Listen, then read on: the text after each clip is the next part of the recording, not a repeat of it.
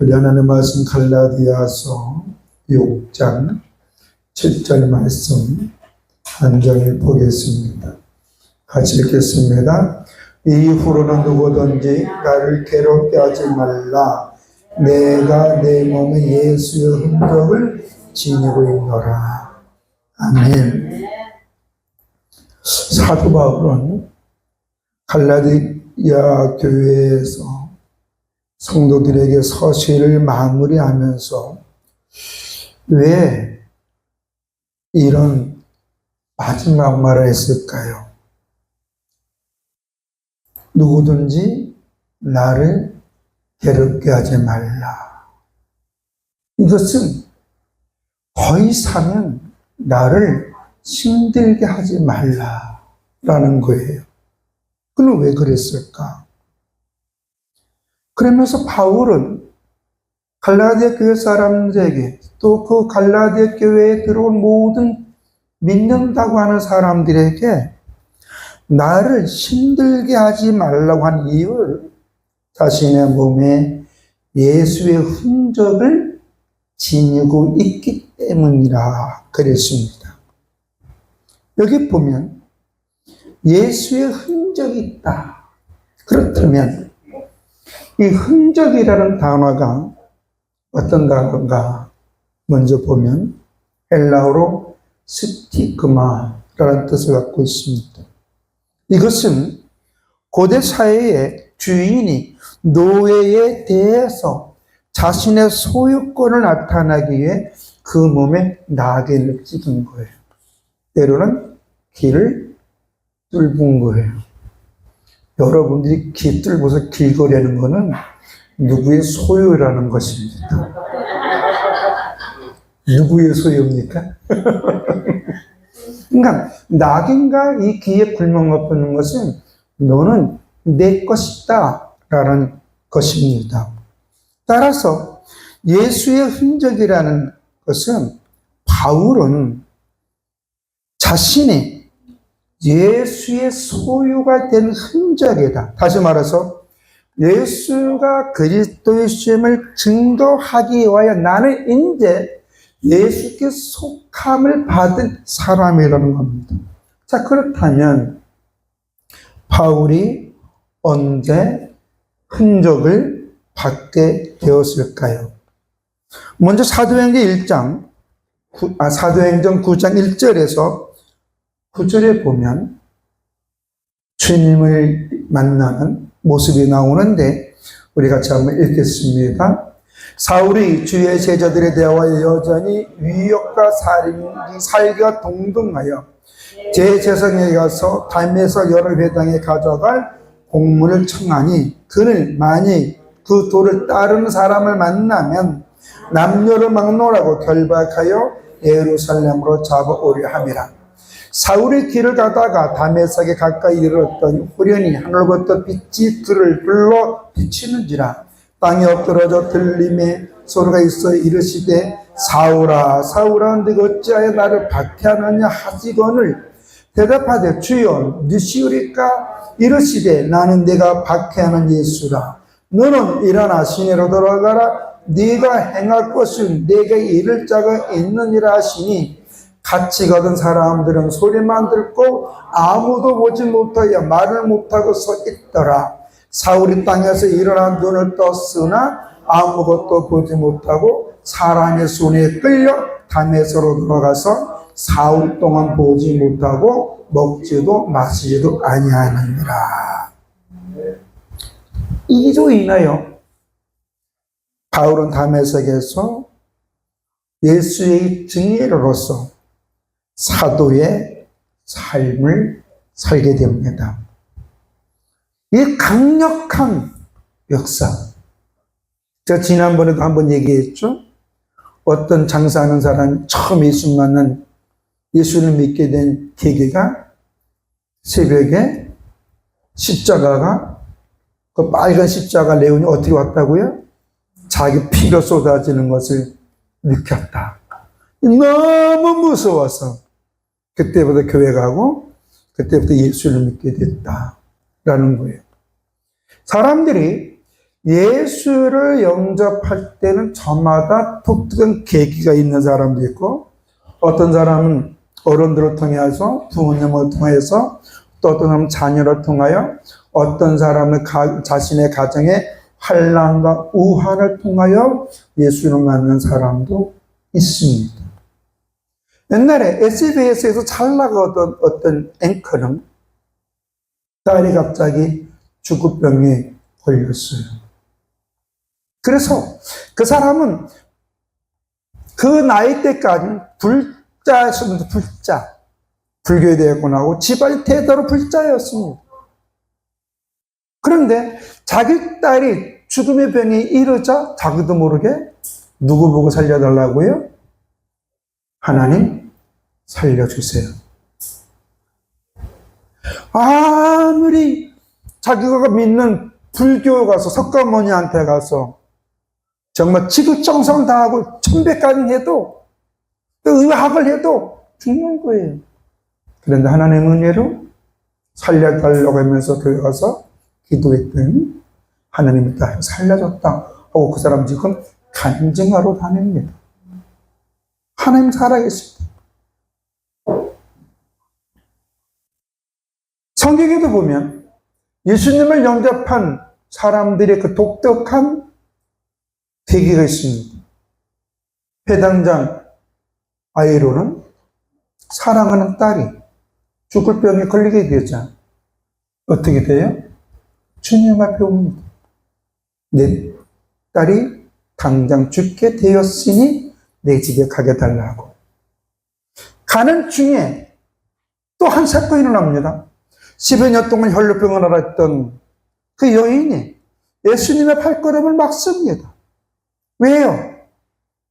그 여인도 12년 동안 각 병원 다니면서 병 고침을 받으려고 노력했지만 고치지 못했고 뭐만 탕진했어요? 돈만 탕진했어요. 그래서 어떻게 돼요?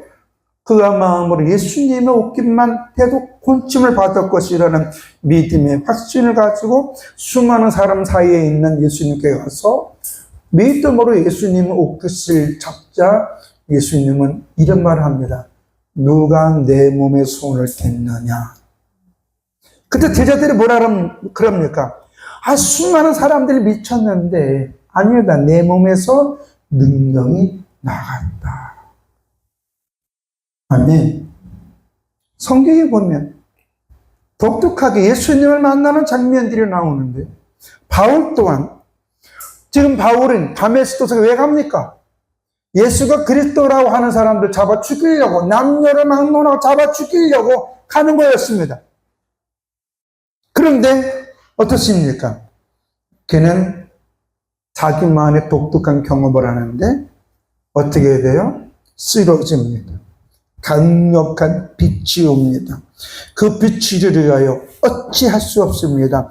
그때 거기 빛 가운데 소리가 납니다. 사울아 사울아 네가 어찌 나를 박해하느냐. 그래서 박해한다는 게 왜 나를 신뢰하지 않느냐. 왜 나에게 어려움을 주느냐. 네가 나에게 왜 이렇게 고통을 주느냐. 그 뜻이에요. 그랬더니 바울이 뭐라 그래? 주여 네 시울일까? 이건 다른 말로 말하면 내가 언제 당신을 힘들게 했습니까?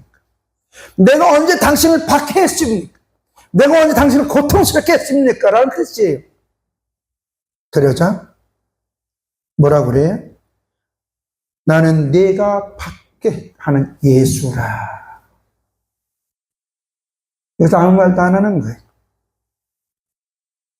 우리가 말귀를 알아듣는 사람이 있고 천마디에도 맞귀를 못 알아듣는 사람이 있어요. 낯을 놓고 기역자를 아는 사람도 있고 낯을 놔도 기역자가 뭔지 모르는 사람도 있어요. 아무리 가르쳐줘도 모르는 사람이 있고 안 가르쳐줘도 아는 사람이 있어요. 바울은 일단 그는 성경에 박식한 자였습니다. 창세기부터 말라기까지. 한마디로 예언서, 선지서, 시가서, 역사서에 대해서 특히 율법에 박식한 사람이었어요. 그 박식한 사람은 한마디 할 때 알아듣는 거예요. 아무리 똑똑해도 한마디 던져주는데 그 말 뜻을 모르는 사람은 그건 미련한 사람이에요. 바울은 나는 네가 박해했던, 네가 고통을 주었던, 네가 상처를 주었던, 아픔을 주었던 예수라는 소리에 그는 아무 말도 안 하고 그는 주님의 말씀에 그때부터 순복하는 줄로 믿습니다. 나중에 그가 복음을 전하다가 고통을 당했던 자신의 지난 간증을 회상하는데 고린도후서 11장 22절과 27절 사이에 보면 이런 말씀이 있습니다. 같이 한번 읽어볼까요? 그들이 시브리인이냐 나도 그러하며 그들이 이스라엘인이냐 나도 그러하며 그들이 아브라함의 후손이냐 나도 그러하며 그들이 그리스도의 일꾼이냐 정신없는 말을 하거니와 나는 더욱 그러하도다. 내가 수고를 넘치도록 하고 옥에 갇히기도 하고 더 많이 하고 매도 수없이 맞고 여러 번 죽을 뻔하였으니 유대인들에게 40일에 하나 갇힌 매 5번을 맞으며 3번 태장으로 맞고 1번 돌로 맞고 3번 파산하고 일주일을 깊은 바다에서 지냈으며 여러 번 여행하면서 강의 위협과 강도의 위협과 동족의 위협과 이방인의 위협과 시내의 위협과 강내의 위협과 바다의 위협과 거짓 형제층의 위협을 당하고 또 수고함에 애쓰고 여러 번 자지 못하고 줄고 목마르고 여러 번 굶고 죽고 헐벗었느니라. 예수 믿고 상상할 수 없는 고난을 당했습니다. 그러는 가운데 바울은 갈라디아 교회 사람들에게 당당하게 말하는 것은 사도 바울이 갈라디아서를 쓴 것은 다른 게 아니에요. 내가 사도다. 내가 주님으로부터 부름받은 사도다. 왜냐하면 이 당시에 유대주의로 있다가 예수 믿는 사람들이 바울의 사도성을 부인했거든요. 바로 바울은 예수님의 12제자가 아니었다는 거예요. 바울은 믿음으로 말미암아 의롭다 된다는 그 말씀, 할례를 받지 않아도 된다, 율법을 지키지 않아야 된다, 단 그리스도인이 그리스도인답게 살아야 된다는 그거. 다시 말해서 예수 그리스도 안에서 바르게 살아야 된다고 얘기했지만 꼭 율법을 지키는 게 아니라 예수 믿는 사람들이 어떻게 살아야 할 것인가를 그는 전했습니다. 그리고 이 갈라디아 교회는 바울이 세웠습니다. 근데 유대주의로 율법주의자로 듣던 사람들이 가만히 들어와서 아니다. 바울의 전하는 말도 맞는 것 같지만 우리는 할례를 행해야 된다. 율법을 지켜야 된다. 두 가지를 강조했어. 그래서 바울을 시사시키기 위해서 바울의 권위를 무너뜨리기 위해서 가장 먼저 바울은 가짜다. 사도가 아니다라고 갈라디아 교회 사람들에게 거짓된 말을 전하였어요. 그 갈라디아 사람들은 어때요? 유대인이냐 이방인이에요? 이방인이니까 정통적인 유대인이 와서 얘기하니까 헷갈리는 거야. 근데요, 서울 가본 사람 말하고 서울 안 가본 사람 말하고 사람들 누구 말 믿을까요? 대부분 서울 안 가본 사람 말 믿는다고 왜? 더 화려하게 얘기하거든요. 제가 강원도 원주 사람인데 우리 강원도 원주에 치약산이 있어요. 내가 일부러 사람들이 한테 치약산 소개할 때 우리는 칫솔만 가져가면 된다. 왜? 산이 다 치약으로 있기 때문에 농담도 하면서 1200m가 좀 넘어요. 응? 우리나라에서 몇 자 안 가는 악산이에요. 우리는 어렸을 때에 그 치약산 올라가서 뭐 뽕도 따먹고 그 다음에 뭐 두릅도 따먹고 가재 뭐 잡아먹고 그 가재 잡을 때 개구리만 잡으면 돼요. 개구리 잡아가지고 탁 뒷다리에 가다가 거기 꿈 먹어가지고 그 흐르는 물에다 딱 넣으면 가자가 탁 물거든요. 그럼 그거 탁 보면 이게 익으면 빨갑니다. 진짜 맛있어요. 뭐 그런 얘기 하는데 안 가본 사람은 더 잘 알더라고. 이쪽 게 뭐고 했고 이쪽 게. 그럼 저는 있는데도 그 당시에 말주변이 없어. 그 상세하게 말을 못해요. 그런데 안 가본 사람들은 아주 디테일하게 말하니까 가본 사람하고 안 가본 사람 말할 때 사람들이 안 가본 사람들 말을 더 신뢰하더라고. 근데요, 우리가 바르게만 알면 넘어지지 않을 줄로 믿습니다. 그래서 사도 바울은 이 갈라디아 교회 사람들에게 이렇게 얘기해요. 1장 7절에서 9절 같이 한번 읽어볼까요? 다른 복음은 없나니 다만 어떤 사람은 너희를 교란하여 그리스도의 복음을 변하게 하려 함이라. 그러나 우리나 혹은 하늘로부터 온 천사라도 우리가 너희에게 전한 복음 외에 다른 복음을 전하며 저주를 받을지어다. 우리가 전에 말하거니와 내가 지금 다시 말하노니 만약 누구든지 너희가 받은 것 외에 다른 복음을 전하면 저주를 받을 것이다. 여기서 다른 복음은 뭐예요? 예수를 믿는 것도 좋지만 모두 행하라고요? 율법을 지켜서 할례를 행해야 된다는 거예요. 그러니까 사도 바울은 천사가 온다 할지라도 그 어떤 사람들이 너를 미혹하여 예수 그리스도 안에 온 구속사를 거부하고 율법을 행하여 구원을 받은 하나님과 관계가 회복되어지기 위해서는 율법을 지켜야 된다는 그 사실을 증거한다 한다면 그래 천사라도 저주를 받을 것이다 라는 거예요.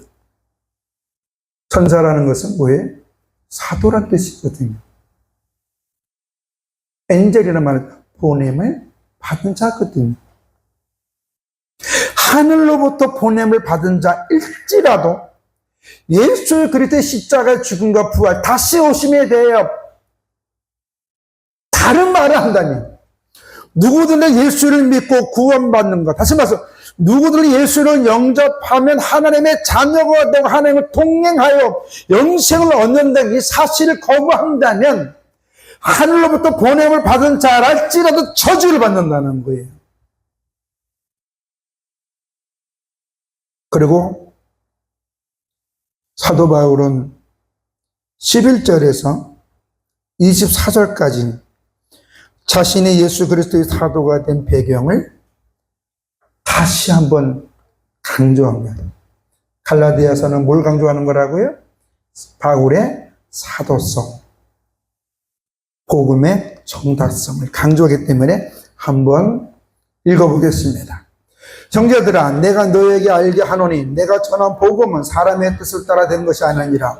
이는 내가 사람에게서 받은 것도 아니요 배운 것도 아니요 오직 예수 그리스도의 계시로 말미암은 것입니다. 내가 이전에 유대교에 있을 때에 행한 일을 너희가 들었거니와 하나님의 교회를 심히 핍박하여 멸하고 내가 내 동족 여러 갑잘보다 유대교를 지나치게 믿어 내 조상의 전통에 대하여 더욱 열심히 있었으나 그러나 내 어머니의 태로부터 나를 택하시고 그 은혜로 나를 부르시니까 그 아들을 이방에 전하기 위하여 그런 내 속에 나타내시기를 기뻐하였을 때에 내가 그 혈육과 의논하지 아니하고 또 나보다 먼저 사도된 자들을 만나려고 예루살렘에 가지 아니하고 아라비아로 갔다가 다시 다메섹으로 돌아갔노라. 그 후 3년 만에 내가 게바를 방문하려고 예루살렘 올라가서 그와 함께 15일을 머무는 동안 주의 형제 야고보 외에 다른 사도들을 보지 못하였도다. 보라, 내가 너에게 쓰는 것은 하나님 앞에서 거짓말이 아니로다. 그 후에 내가 수리아와 길리아 지방에 이르렀으니 그리스도 안에 있는 유대의 교회들이 나를 얼굴로는 알지 못하고 다만 우리를 밝히던 자가 먼저 전에 멸하던 그 믿음을 지금 전한다함을 듣고 나로 말미암아 하나님께 영광을 돌리니라. 바울이 지금 자기가 어떻게 사도가 됐는지 또 자기가 전한 복음이 정당성이 있다는 것을 변론하는 거예요. 그리고 특히 바울은 여기서 뭐냐면 2장에 보면은 베드로를 훈계했던 모습이 나와요. 베드로는 누굽니까? 수석제자거든요. 그러니까 이 베드로는 예수님의 12제자 중에서 으뜸이거든요. 근데 그런 으뜸인 수석제자를 어떻게 훈계했거든요.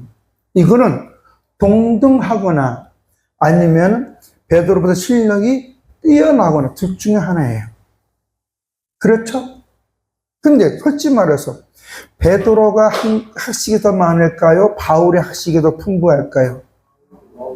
바울이에요. 왜냐하면 베드로는 평생 뭐 했던 사람이에요? 고기 잡았던 사람이에요. 단지 성령의 칠심을 받아서 그가 지혜롭게 됐지만 하나님은 바울이 그동안 가졌던 학문을 가지고 경험을 가지고 지식을 가지고 복음의 증거자를 쓰는데 베드로는 유대인을 향한 복음의 증거자라면 바울은 이방인을 향한 전도자로 쓰임받게 된 줄로 믿습니다. 그 모습이 사도행전 9장 15절에 사울을 눈을 뜨게 해준 아나니아에게 성령님께서 바울에 대해서 이렇게 가르쳐 줍니다. 한번 읽어볼게요. 주께서 이르시되 가라, 이 사람은 내 이름은 이방인과 임금들과 이스라엘 자손으로 전하기 위해 택한 나의 그릇이라. 부름받은 자체가 달라요. 그래서 바울을 이방인의 사도라 라고 얘기해요. 사도행전 13장 46절에 보면 뭐라고 얘기했냐? 바울과 바나바가 담대히 말을 이르되 하나님의 말씀을 마땅히 먼저 너에게 전할 것이로다. 너희가 그것을 버리고 영생을 얻기 합당치 않는 자로 자처하게 우리가 이방인에게로 향하더라. 왜냐하면 유대인들 중에 예수를 자꾸 부인하니까. 지금도 이런 얘기합니다.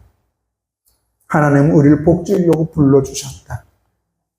하나님은 우리에게 당신의 영광을 나타나기 위해 우리에게 거룩한 직분을 주셨다. 그래서 그 직분을 믿음으로 감당하는 자에게는 하나님의 복을 받을 것이지만 직분을 믿음으로 감당하지 않는 자에게는 촛대를 옮긴다는 얘기를 얘기해요. 촛대를 옮기느냐 안 옮기느냐는 내가 하겠나람이라는 거예요. 그러면 여러분이 받을 복을 남이 받기를 원합니까? 여러분 받으려고 하십니까? 남 줄 거예요? 저는 남 주는 사람을 디귿자야 돼, 으자 돼, 임자라고 봅니다. 등 그 다음엔 얘기 안 할게요. 예? 여러분, 내게 주신 복은 내가 받자. 한 내 믿음의 그릇을 크게 하는 나예요. 내가 말씀 붙잡고 기도하고 소망으로 헌신할 때 그릇은 점점 커질 줄로 믿습니다. 그릇 큰 것 차이에 따라서 물 담는 시간이 달라지는 거예요. 큰 목욕대라에다가 물 담는 사람하고 여기다 물 담는 사람하고 누가 물 많이 담아요? 여기. 그러나 큰 목욕대에는요 아무리 넣어도 이만큼 차지 않아요. 그러나 세월이 지나가면 요 컵보다는 목욕대가 몇십 배의 큰 복을 받게 될 줄로 믿습니다. 단지 안 보일 뿐이에요. 그렇다면 여러분들이 지금도 하나님의 나의 아버지, 예수가 나의 구주라는 것을 그 확신한 고백이 있다면 그 하나님 앞에 내가 믿음으로 해야 되고 했잖아요. 예수적인 가장 먼저 해야 할 게 뭐라고요? 예배입니다. 아멘도 안 하네. 그 예수적인 가장 먼저 할 게 돈 벌러 다니는 거예요? 아니에요. 저 오전 예배 때 뭐라 그랬어요? PD가 저보고 가장 좋아하는 성구, 위로받는 성구가 뭐라 그럴 때 제가 뭐라고 답했다고요? 창세기 1장 1절. 다 같이 한번 암송합시다. 대초에 하나님이 천지를 창조하셨느니라. 그게 다 끝나는 거예요.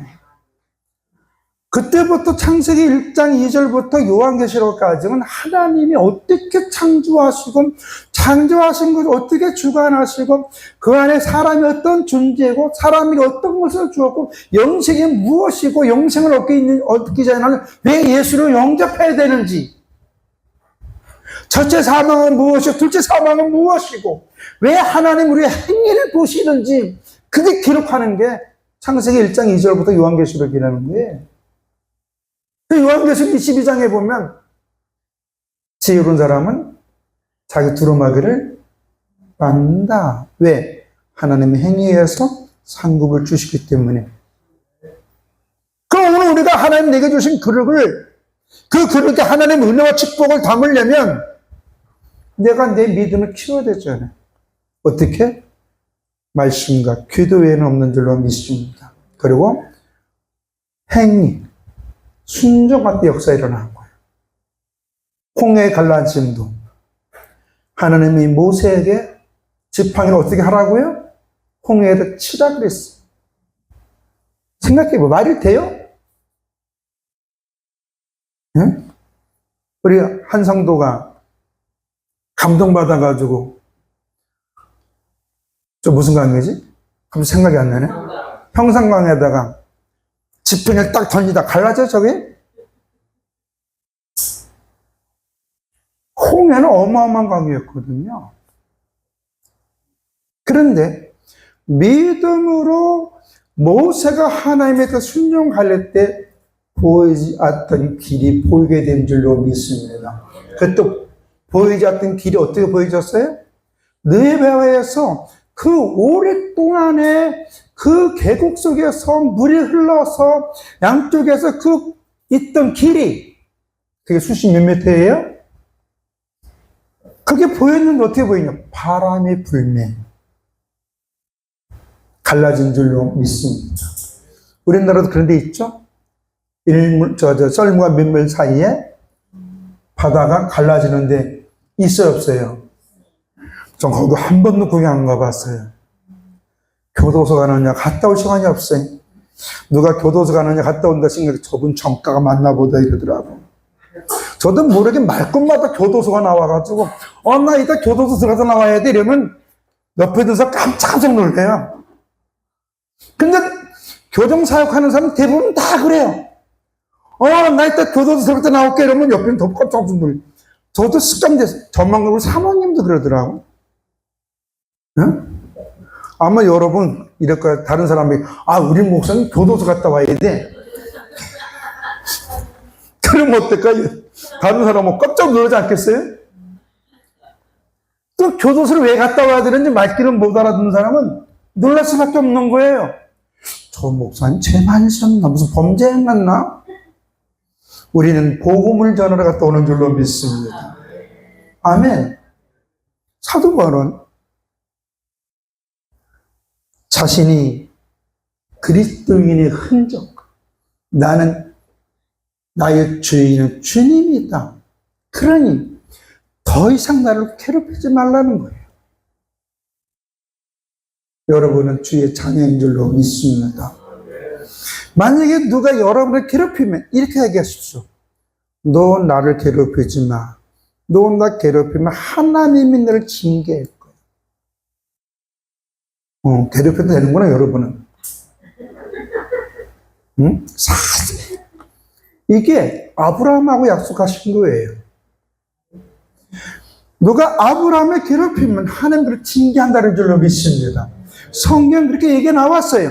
누가 아브라함을 축복하면 하나님 그를 축복해준다. 그래서 그럼 여기서 누구가 누구냐고요?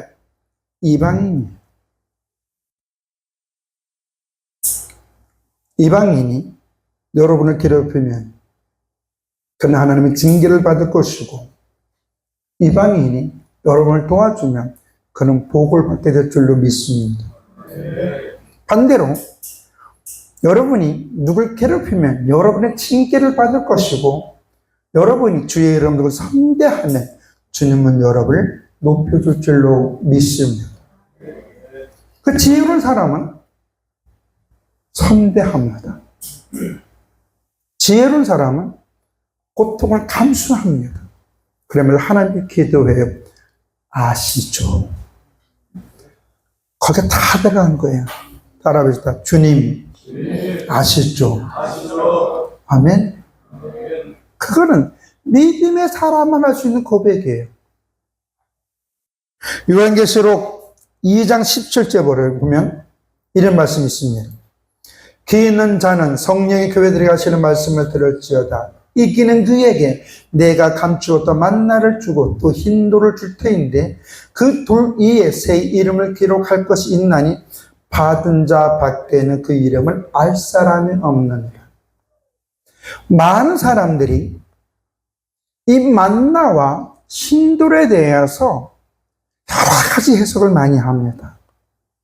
근데 저는 이렇게 해석해요.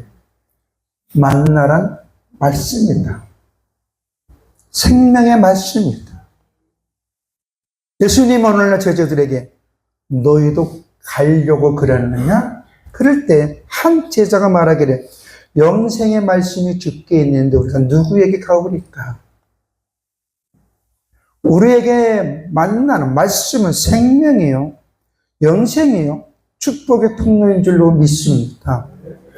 이기는 그에게, 세상의 환난과 고통과 어려움을 극복하는 그에게 생명을 주는데 그게 축복이요, 영생이요, 회복의 은혜를 줄 줄로 믿습니다. 또 새 돌을 준다고 하니 흰 돌은 뭐냐면 소망이라고 저는 봅니다. 돌하면 우리는 다윗을 연상합니다. 다윗이 조약돌, 조그만 돌멩이 5개 가지고 누굴 이겼어요? 골리앗을 이겼고, 하나님은 모퉁이 돌 가지고 큰 돌을 넘어뜨린다 그랬어요. 저는 이게 소망이라고 봐요. 소망은 성령 안에서 가진 자만 알 수 있는 오묘한 비밀인 줄로 믿습니다. 소망이 있는 사람은 환난을 두려워하지 않아요. 살다 보면 이런 실수 저런 실수를 하지만 실패하지 않아. 왜? 실패는 포기하는 자에게 오는 것이니까. 우리는 포기가 없는 줄로 믿습니다. 우리 끝까지 실수를 한다 할지라도 징징해 나갈 줄로 믿습니다. 앞으로 나아갈 줄로 믿습니다. 여호수아와 갈렙은 바로 이 소망이 있기 때문에 믿음의 고백을 한 겁니다. 우리도 하나님은 나와 함께 하시고 나를 축복해 주시고 나를 지켜주시며 내 입에서 내가 믿음으로 선포할 때 그대로 이루어질 줄 믿는다면 여러분이 그 믿음대로 되는 역사가 나타날 줄로 믿습니다. 내게 소망이 무엇입니까? 하나님은 여러분이 거룩한 소망을 주신 줄로 믿습니다. 시편 37편에 보면 우리에게 소원을 주신 하나님이 이루어 주신다 그랬습니다. 이거는 다른 사람은 몰라요. 예수 밖에 있는 사람은 몰라요. 그들이 생각할 땐 참 바보 같아. 하나님이 소망을 주신다고? 하나님이 비전을 만들어 준다고? 야, 개가 하품하는 소리다. 이럴 수도 있어요. 그들은 모르니까. 근데 우리는 알고 있는 줄로 믿습니다. 하나님 나에게 준 소망은, 하나님께서 내게 주신 비전은 내가 그걸 붙잡고 말씀 붙잡고 기도하고 나아갈 때 홍해가 갈라지고 여리고 성이 무너지듯 내 삶의 모든 것이 회복되어져서 하나님이 주신 소망을 이루어줄 줄로 믿습니다. 따라하시오. 내게 소망 주신 하나님 이루어줄 줄로 믿습니다. 이번 한 주간도 믿음으로 선포하세요. 복록은 혀에 있다고 그랬습니다. 불평불명하는 것은 복 못 받겠다.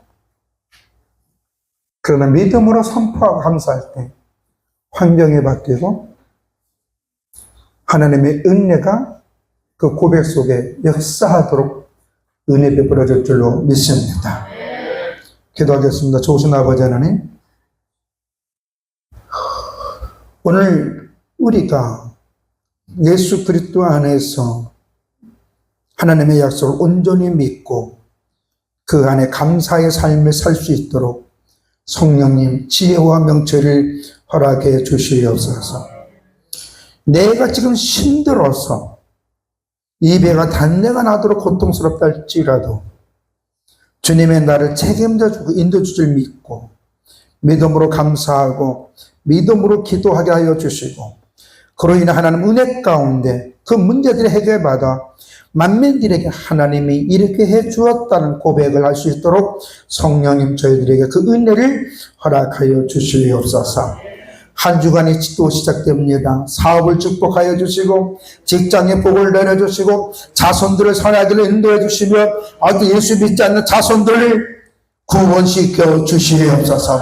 강력하게 지켜주시고 예수께 나올 수 있도록 그들의 영혼을 그들의 심령을 붙잡아 주시옵소서.